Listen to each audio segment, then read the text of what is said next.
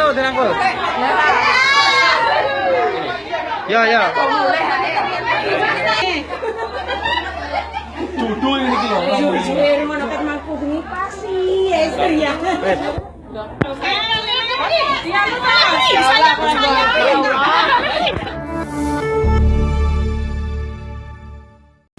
Sosok perempuan parubaya dengan badan kurus nampak sibuk menyiapkan barang dagangannya. Ya, beliau adalah Sartini, seorang janda beranak satu yang bermata pencaharian sebagai penjual makanan keliling. Di depan rumahnya yang beratapkan seng, dinding rotan, beliau terlihat sedang menata makanan ringan yang akan dijualnya. Makanan ringan tersebut terdiri dari berbagai merek. Beberapa di antaranya cukup luas diketahui.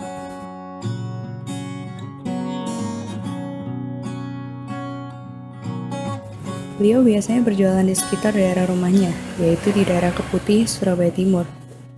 Sebelumnya, beliau berjualan dengan bawa tempe penuh makanan ringan di atas kepalanya dan menggendong besek yang terbuat dari rotan.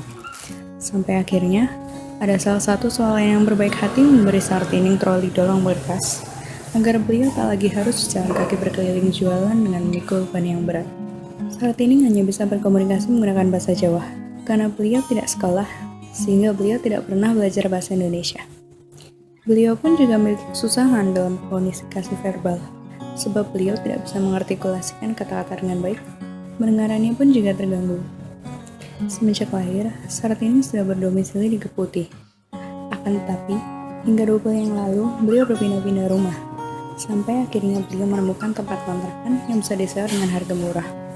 Di kontrakan itu, Sartini tinggal bersama kedua saudara kandung perempuannya, serta 7 anak mereka. Kakaknya bernama Suniti, dan adiknya bernama Kusmini. Kedua saudara beliau pun sama-sama janda. Berbeda dengan Sartini yang ditinggalkan suaminya sejak beliau mengandung anak sematawayangnya itu, Suniti dan Kusmini kehilangan suaminya karena dipisahkan. Mata pencarian Suniti dan Kusmini pun sama, yakni menjadi asisten rumah tangga di beberapa rumah di Keputih. Ketika ditanya mengapa tidak bekerja sama seperti saudara perempuannya, Sartini memilih untuk berjualan, karena dari kecil beliau sudah terbiasa diajak berjualan ke pasar bersama ibunya. Meski begitu, keuntungan dari penjualan makanan ringan tidaklah banyak. Satu renteng makanan kecil yang biasanya terdiri dari 10 bungkus tersebut, biasanya Sartini hanya memperoleh keuntungan sebesar 500 atau Rp1.000 saja. Alasannya, bila dijual dengan harga terlalu mahal, anak-anak tidak akan ada yang mau beli. Untuk memenuhi kebutuhan sehari-hari, Sartini, Suniti, dan Kusmini berpatungan, menggabungkan uang hasil kerja keras mereka.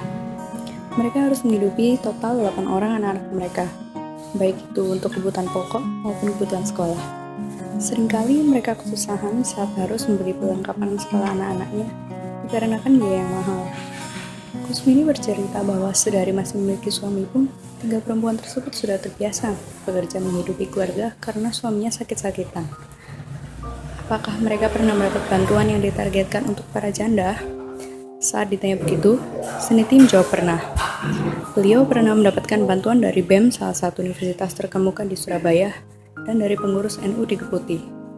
Salah satu anaknya pun pernah mendapatkan bantuan dari salah satu panti asuhan di Keputih, karena statusnya sebagai anak yatim.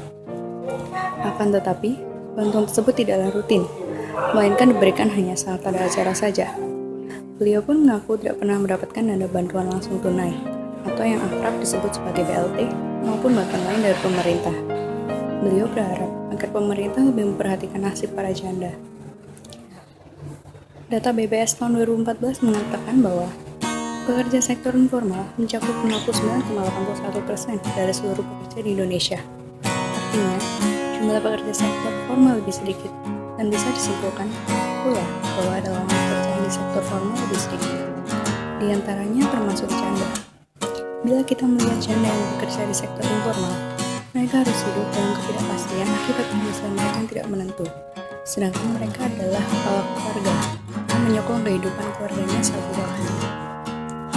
Tidak adanya bantuan dari pemerintah secara rutin untuk menopang nasib janda tersebut. Bila kita melihat janda yang bekerja di sektor formal, keadaan ekonomi mereka dipersulit dengan adanya kesenjangan gaji. Data BPS tahun 2012 pun membenarkan adanya kesenjangan gaji tersebut.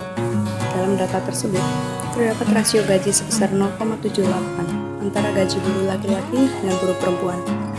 Hal tersebut karena adanya anggapan bahwa perempuan tidak dianggap sebagai kepala keluarga, termasuk perempuan single parent sekalipun. Padahal, menurut data survei yang dilakukan oleh Pemberdayaan Perempuan Kepala Keluarga atau PK, 24% atau hampir seperempat keluarga di Indonesia dikepalai atau dipimpin oleh janda.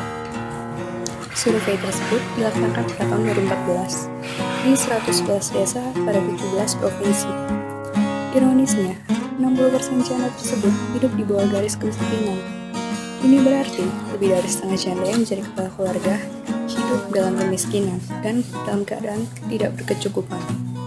Seharusnya, pemerintah lebih bijak lagi menyikapi ketidakadilan yang dialami oleh perempuan, khususnya janda. Terlebih lagi, kata janda yang sering dikonotasikan negatif oleh masyarakat. Janda bukanlah wanita yang tidak baik. Janda bukanlah wanita nakal yang menggoda suami orang. Janda bukanlah objek seksual. Janda adalah perempuan yang kuat, yang mampu menghidupi keluarga mereka sendirian. Janda adalah single fighter, yang bisa menopang seluruh beban keluarga sendirian. Janda rela membanting tulang pagi hingga malam, lalu pulang ke rumah untuk mengerjakan pekerjaan rumah, dan bangun pagi buta untuk menyiapkan kebutuhan anggota keluarganya dan anak-anaknya di saat mereka masih terlelap. Janda tidak pantas dipandang sebelah mata. Kehormatan mereka tidak pantas diujuti hanya karena mereka sudah tidak bersuami. Janda tidaklah hina. Janda juga manusia.